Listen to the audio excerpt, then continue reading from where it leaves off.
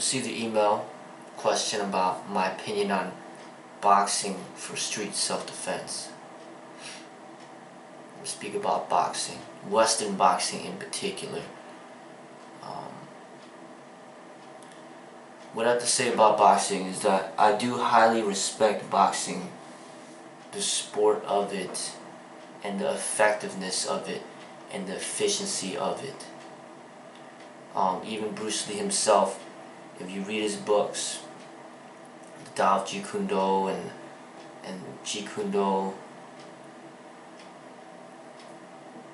he highly valued boxing. It was like a whole new world to him. You know, first he's doing this whole Wing Chun thing, and then he started to study boxing, and he just loved it. I mean, he speaks so highly of the boxing. He kept calling it Western boxing. He saw how effective it was. And it is extremely effective. Very proficient.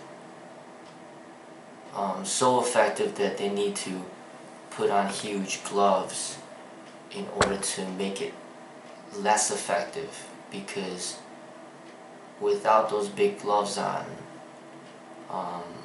the fight would end in a matter of seconds.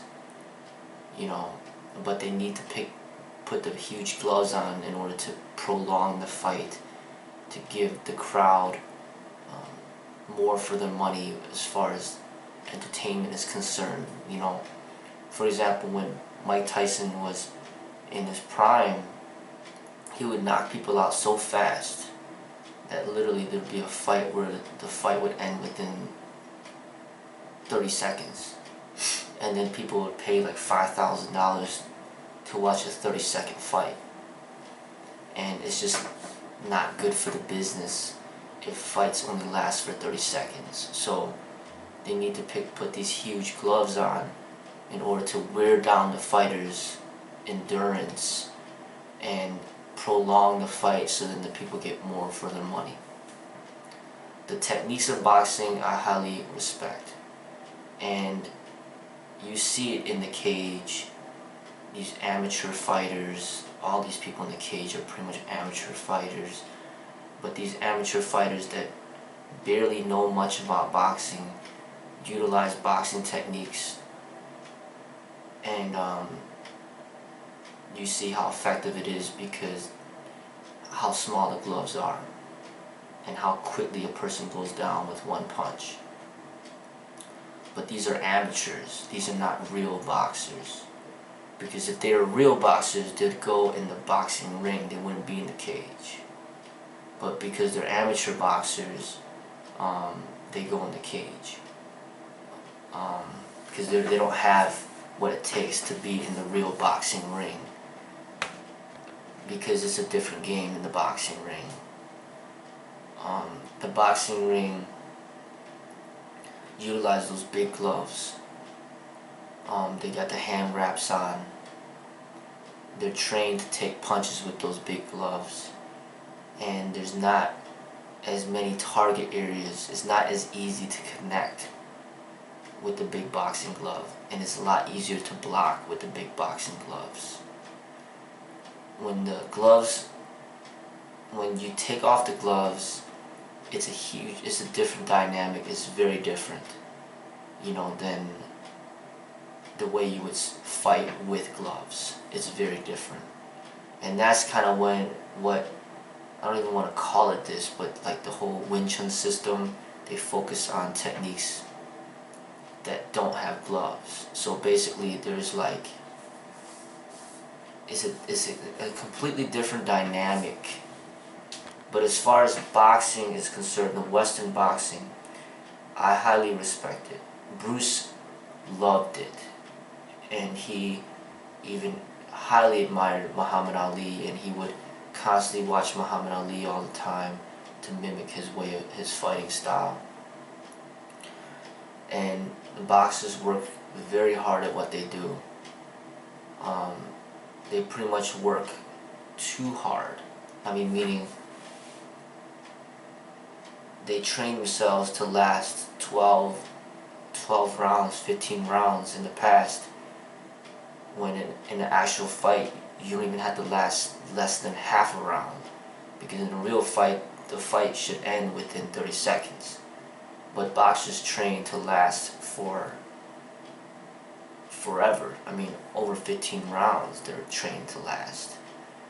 It's a lot of tactics involved in real boxing in the ring. It's a lot of a mental game. Like Muhammad Ali was the best at that. Know how to play with a person's mind, play with their emotions, break them down psychologically, and then destroy them physically.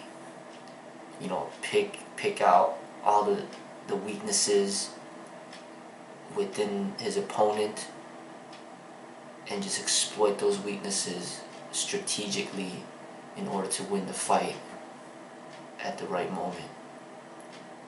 You know, like real boxing in the ring, it'll take decades to get good at. So this is a real, it could be considered a real art, like the art of boxing. And in that respect, they are very, they gain my respect because of that hard work and dedication in what they do. You know,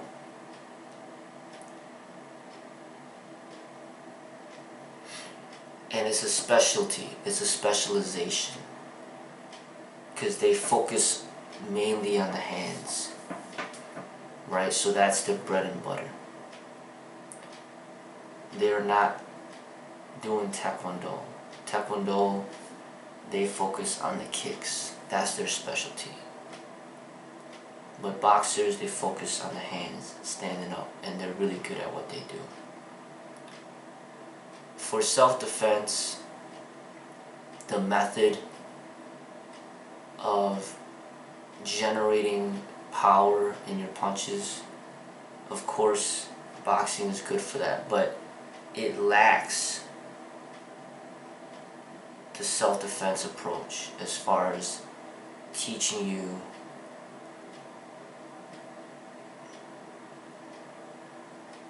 how to properly defend yourself in an intelligent and lawful way that is best for the circumstances. Boxing doesn't teach you to hit at specific parts of the body to generate a specific response based on the circumstances. It doesn't teach you how to hit a person with a different type of hand technique in order to control the situation that's best for that moment. All it does is just teach you pretty much to hit the guy as hard as you can with a closed fist. And that's not good, because it's basically just giving you one answer or one option, when in actuality, in real self-defense situation, you might have 20 different options. And because you have more options, you can choose the best option for that situation, for that circumstance. So based on the situation, it may not justify you to hit the person as hard as you can with a closed fist. It may not be that serious. So you may have to change up your technique, hit them a little bit with a different strike in a different area of the body to control the situation without escalating it to the point where you have to hit them as hard as you can with a closed fist. Boxing doesn't really teach you that. They're not teaching you how to properly handle a situation in self-defense. Also, those huge gloves on is not realistic for self-defense. Not at all. The hand wraps are also, the huge gloves and the hand wraps are basically putting your hands in a handicap. Now you got weak wrists and you got weak fists. You got weak palms, you got weak fingers. This whole area right here is all weak because it's just covered with a huge glove. Another downfall of boxing is just it doesn't train your forearms properly. There's no training of the forearms, so your forearms become weak. So there are the disadvantages for boxing in self-defense situations. And it's not taught in a complete manner for self-defense, because it's not designed for self-defense. Boxing is a sport, is designed for that specific sport. So what you have to do is learn what you can within the boxing, but then you gotta take those teachings and apply it in a self-defense situation. And once you take the gloves off, it becomes a whole different dynamic when it comes to fighting.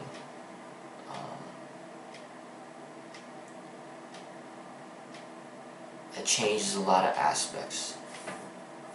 So you don't really find real self-defense schools out there often, because most of the audience, they are mostly interested in this combat sport type of training. So you might find a boxing coach, but it's going to be hard to find a self-defense coach that will apply what you learn within the boxing into a self-defense situation.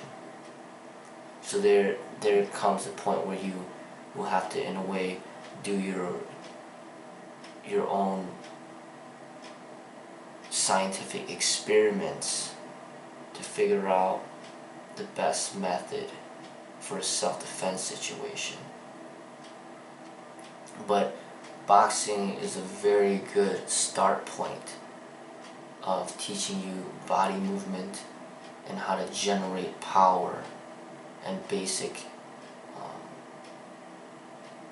hand techniques, punching techniques for survival situations.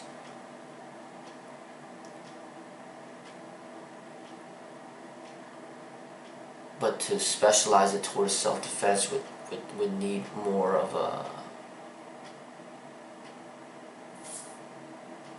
in a way, like a scientific mindset to basically take those techniques and transform it, to be most applicable for a self-defense situation. But I do highly respect boxing as a very effective method. They work very hard at what they do.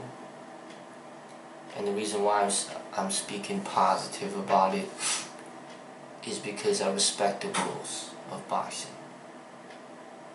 I see that, that they're not encouraging people to hit people that are on the ground, and that's what I highly respect. And their method, their techniques are very sound. It's highly efficient. It just so happens that they got these huge gloves on, and those huge gloves basically make it impractical. It becomes a weakness for that specific way of fighting. It becomes a weakness for a self-defense situation. So you need to, for self-defense, you need to basically learn the techniques of that art and apply those techniques in a self-defense situation, and basically discover through your own understanding how to develop the most effective way of street self-defense based on what you learn there. There's a different way of holding your fists, different methods of striking, utilizing different techniques, different target areas, but pretty much everything out there, it's only going to give you just something to start with, and then it's up to you to really complete the missing parts of the puzzle and make it unique to yourself as far as your life situation and what is best for you. Because your method of fighting will be different than the next person. You're gonna have to figure out what your strengths are, what your weaknesses are, and your life situation that will dictate which way of expressing combat is best for you. For example, if you're a police officer or a bouncer, it's going to be different. Or if you're just a regular person working a regular job, being an auditor or a firefighter, it depends on your occupation, it depends on your day-to-day life, and what you are most likely to encounter in your day-to-day life will dictate the type of specific training that is best for you as far as self-defense is concerned. And that pretty much requires like an understanding of yourself. And when you understand yourself and also your life situations, you could in a way customize the technique training that's to make it most efficient and practical for you. But boxing is definitely a good start point.